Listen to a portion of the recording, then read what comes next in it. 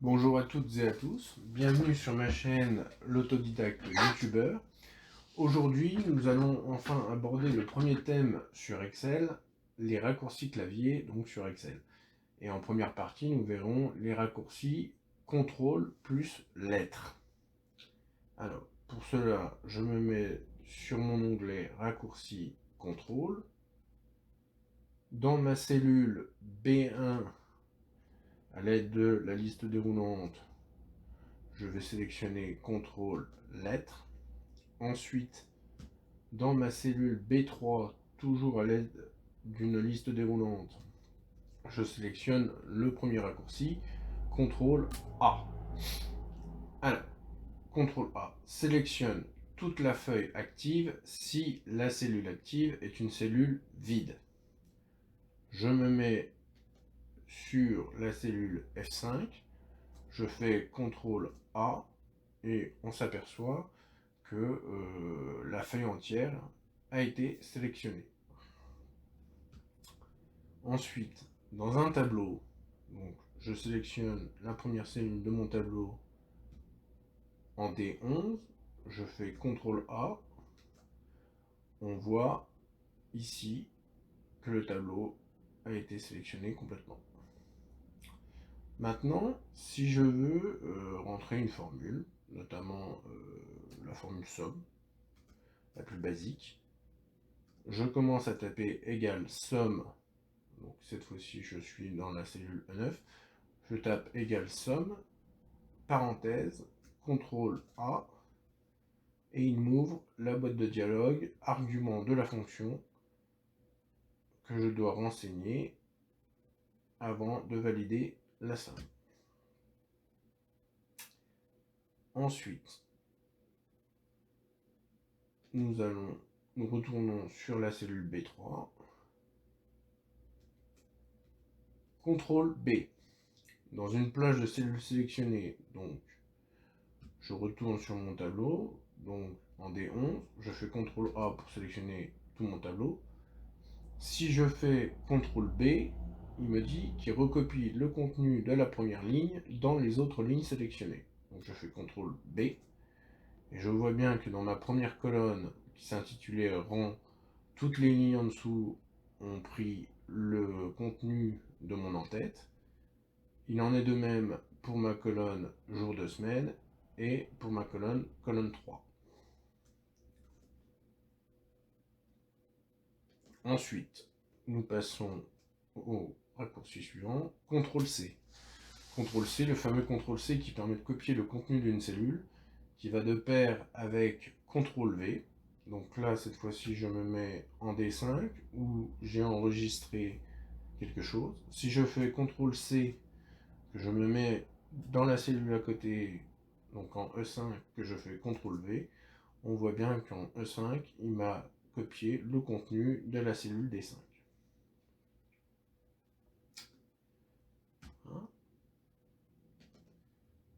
Nous passons maintenant au CTRL D.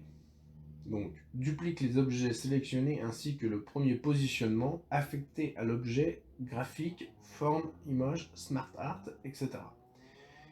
Ici, j'ai une flèche que j'ai insérée, donc une forme. Je la sélectionne, je fais CTRL D, on voit bien qu'il me la duplique. Si maintenant je déplace cette duplication, que je la mets au-dessus de la première flèche, en légèrement décalée sur la droite, que je rappuie sur CTRL D, il me duplique à la fois donc la flèche, mais aussi la mise en page de la précédente flèche qui a été déplacée.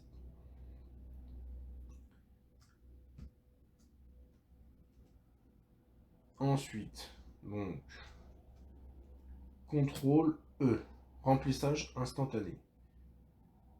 Alors, je vais dans mon tableau, colonne 3, la première ligne, je la sélectionne, donc je suis dans la cellule F12. Si dans cette cellule F12, je note le chiffre 1 qui se trouve première ligne de ma colonne rang de mon tableau. Je valide, et si je fais CTRL E, il me reproduit le contenu entier de la première colonne rang. Si j'avais écrit le contenu de la première cellule de ma colonne jour de semaine, donc ici, si on efface au préalable, si dans ma première colonne, colonne 3, j'écris cette fois-ci lundi, je valide, je fais CTRL E, et on voit bien qu'il me reproduit en remplissage instantané le contenu de la deuxième colonne de mon tableau.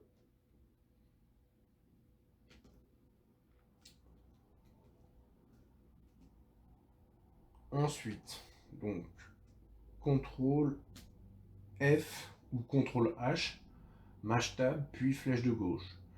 Donc, c'est pour avoir accès à la recherche, pour rechercher le contenu d'une cellule choisie. Donc, je fais CTRL F. J'arrive donc sur cette boîte de dialogue où je viens sur l'onglet Rechercher. Donc ici, si je cherche par exemple le terme lundi, que je fais suivant, il va me sélectionner lundi en E12.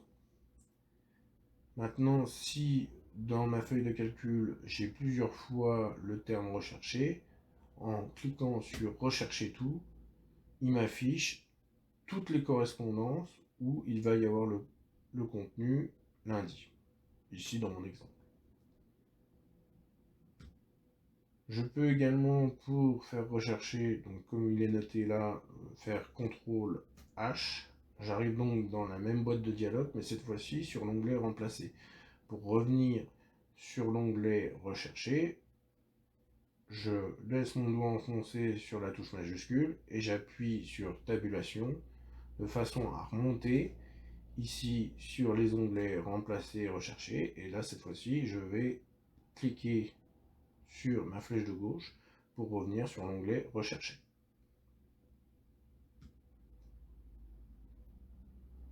Ensuite, CTRL Maj F ou CTRL 1. Alors, les raccourcis clavier CTRL suivi d'un chiffre, nous verrons ça dans une autre vidéo. Ici, on nous demande donc CTRL Maj F. Ça m'ouvre la boîte de dialogue Format de cellule avec les différents onglets, nombre, alignement, police, bordure, remplissage et protection, qu'on va utiliser donc pour faire le format de la cellule.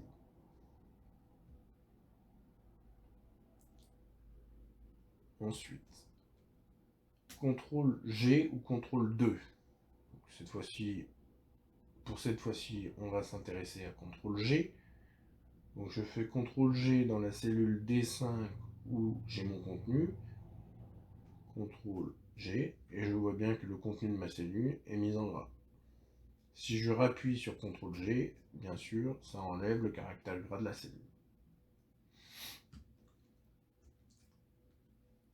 CTRL Maj G, accès au stade du classeur actif et au stade de la feuille active. CTRL Maj G. Voici la boîte de dialogue qui s'ouvre. Vous avez donc feuille active, fin de la feuille, il me dit F18 puisque la cellule F18 est la dernière cellule dans laquelle il y a quelque chose, là notamment une partie du tableau. Cellule contenant des données, il en compte 26. Tableau, il y en a un, ce qu'on peut voir à l'écran. Des formules, il y en a une qui correspond au grand encadré qui est ici. Des objets, il y en a deux. Alors, quels sont les objets? Je suppose que c'est la flèche et certainement un encadrement. Ensuite, il en est de même pour le classeur. Nombre de feuilles, 5. Ici, vous n'en voyez que 2 parce que j'ai caché les 3 autres. Cellules contenant des données, il y en a 233. Des tableaux, il y en a 5, donc sur 5 feuilles hein, au total. Et une formule, il n'y en a qu'une.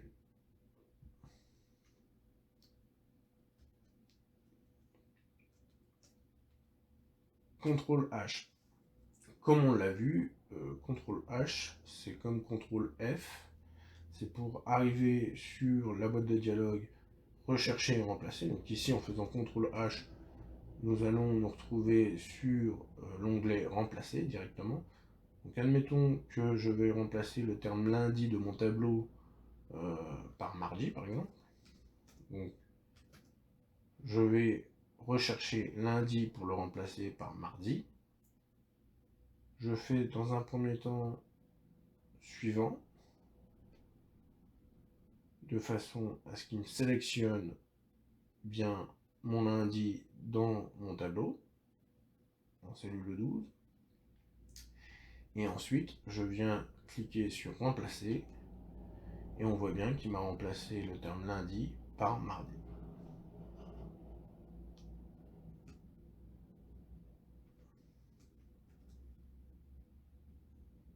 Vous pouvez avoir accès également, donc toujours pareil, à la boîte de dialogue, rechercher, remplacer en faisant CTRL F.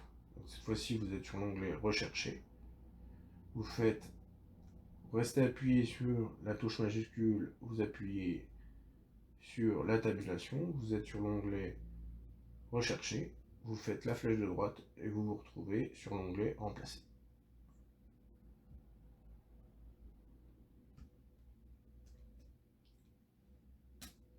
CTRL I ou CTRL 3.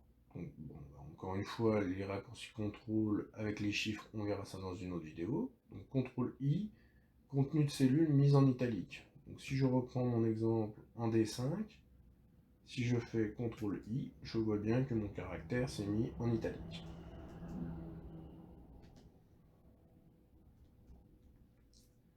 CTRL J, mise au format date.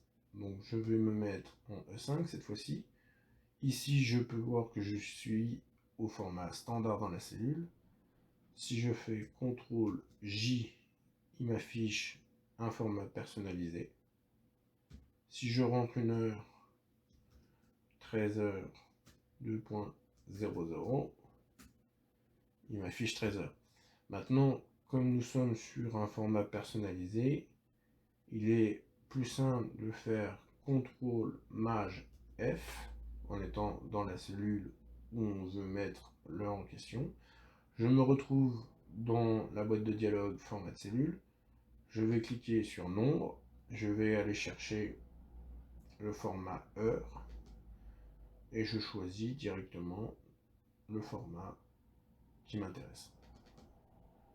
Et on voit bien que ça se met au bon format. Et ici, on est bien au format heure.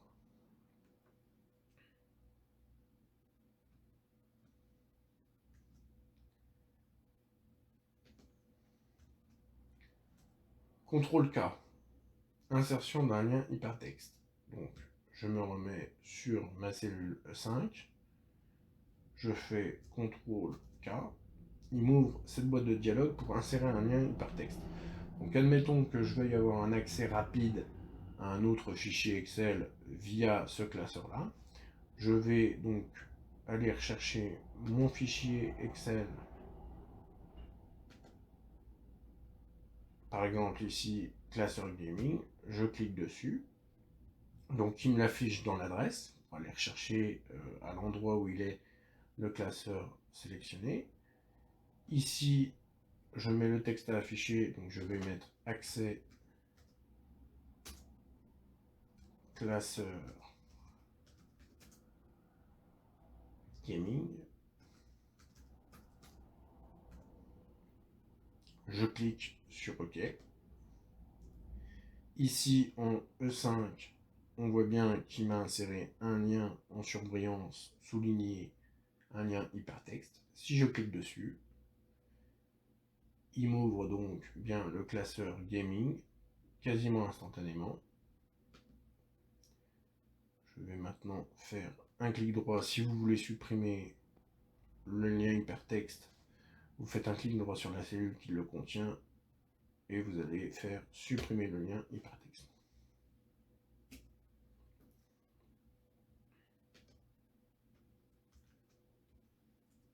CTRL L, insertion d'un tableau.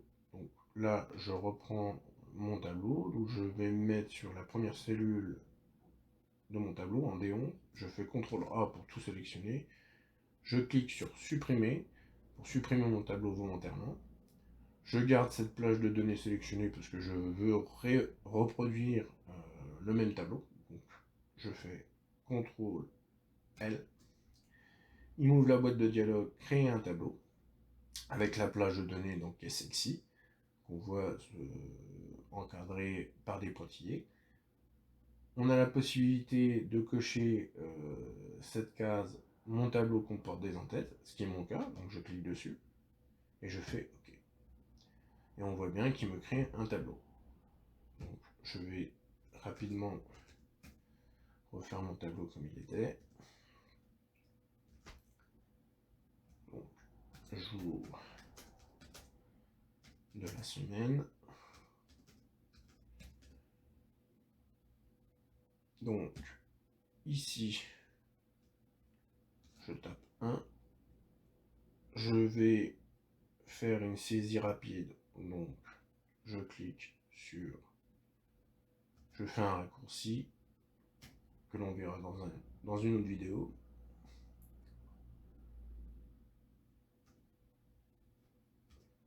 Voilà. Ça m'ouvre la boîte de dialogue série de données. Je clique sur colonne. Et comme valeur, je rentre la valeur 7 pour le 7e jour. Je clique sur OK et on voit bien qu'il me remplit automatiquement mon tableau. Dans la colonne jour de semaine, je tape lundi. Je valide, je reviens sur lundi. Je me mets dans le coin inférieur droit de la cellule pour avoir la petite croix. Je maintiens en clic gauche et je glisse jusqu'à dimanche.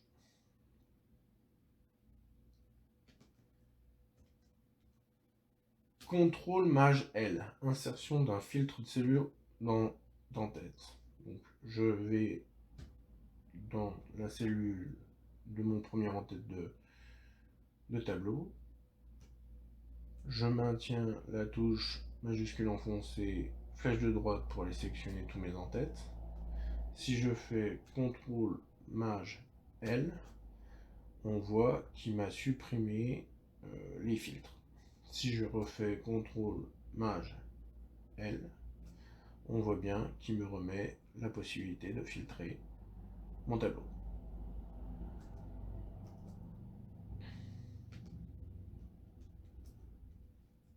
CTRL M, mise au format monétaire. Donc je me remets en E5. Je suis au format standard. Donc si je tape un chiffre 1, il me met bien un 1 basique, puisque je suis au format standard. Si je fais CTRL M, il me met au format monétaire. On le voit à la fois dans la cellule et à la fois ici.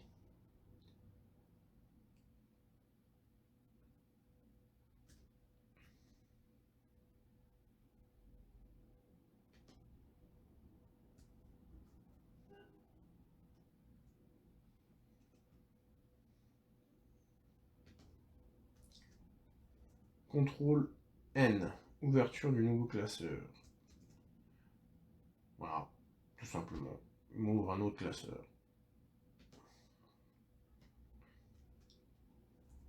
CTRL O, ouverture du classeur.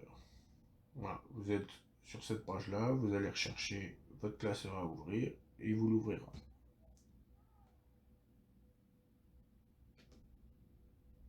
Ensuite, CTRL P ou CTRL touche F2.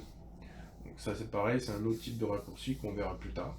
Donc là on va faire CTRL P et il m'ouvre cette fenêtre-là afin de pouvoir imprimer votre document.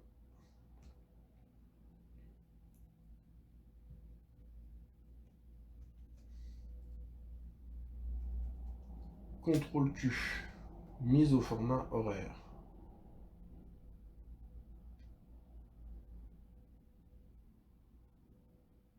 Je me mets donc dans la cellule E5.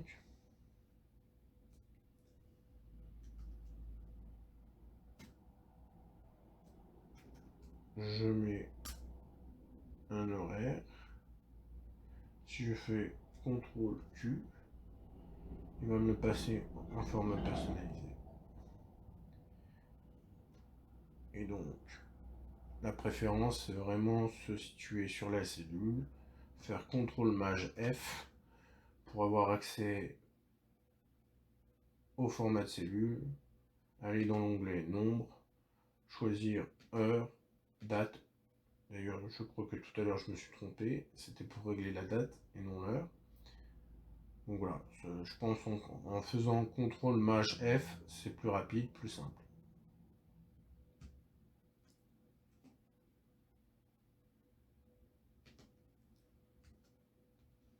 CTRL Maj Q.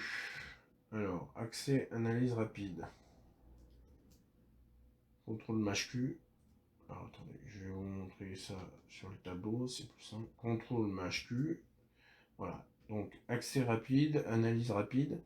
C'est pour analyser votre tableau. Donc vous avez un nombre d'onglets différents. Donc voilà, vous avez mise en forme, graphique, toto, tableau, graphique. On va prendre l'exemple des totaux. Si je veux faire la somme, je clique dessus et je vois que là dans ma première colonne rang, où j'ai des données chiffrées, il m'a bien fait la somme de toutes les valeurs chiffrées qui sont au-dessus.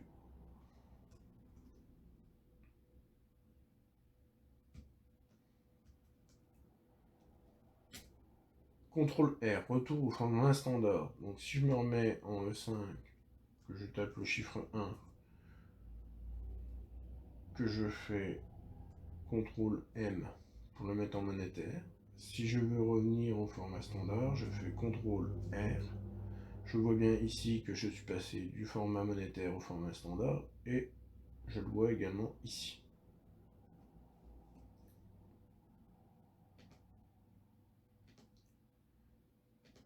CTRL S. Donc ça c'est pour sauvegarder. Vous avez vu le petit cercle tourné pour prouver la sauvegarde. Vous avez aussi la possibilité de cliquer simplement sur la disquette et vous voyez enregistrer entre parenthèses CTRL S.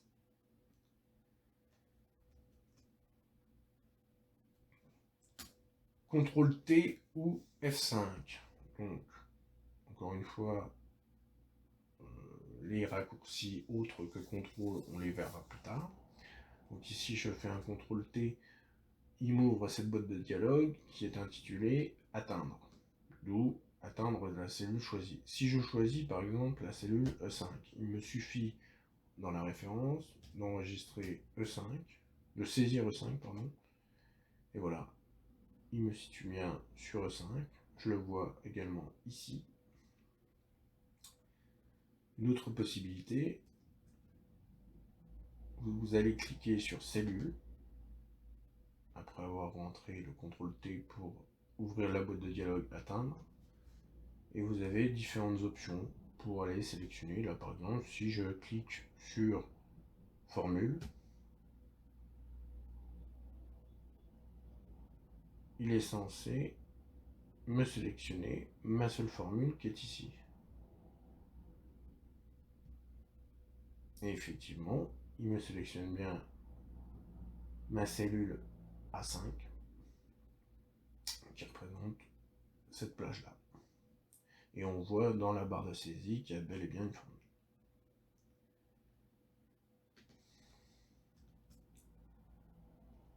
CTRL U, contenu cellule soulignée. Je retourne donc en D5.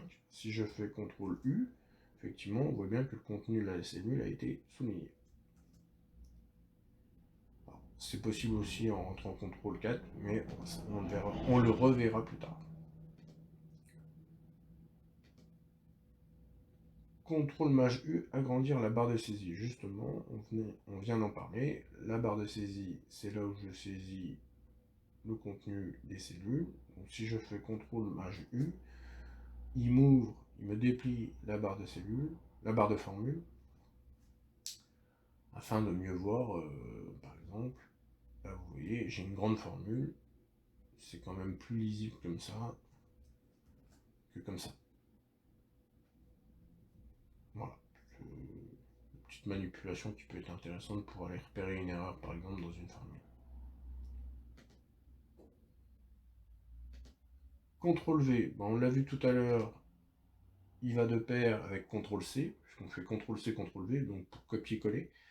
Donc je me remets en cellule D5, je fais CTRL-C, CTRL-V, et on voit bien effectivement qu'il m'a collé le contenu de la cellule D5 que j'ai copié au préalable.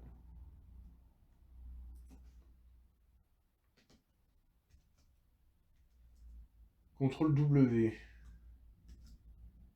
c'est pour fermer le classeur. Hop, voilà. Donc après vous faites CTRL-O, vous allez rechercher le document. Voilà. CTRL-X, coupe contenu d'une cellule choisie. Donc si je choisis la cellule D5, couper, c'est pour en fait déplacer le contenu de la cellule. Donc je fais CTRL-X, je vais volontairement me mettre en F5, CTRL-V, et vous voyez, le contenu de la cellule D5 a disparu pour aller se mettre là où j'ai décidé, c'est-à-dire en F5.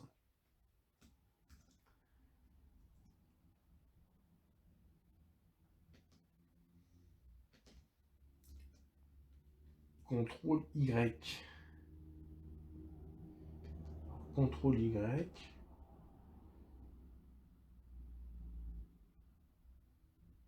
CTRL-Y qui disent rétablir la dernière action.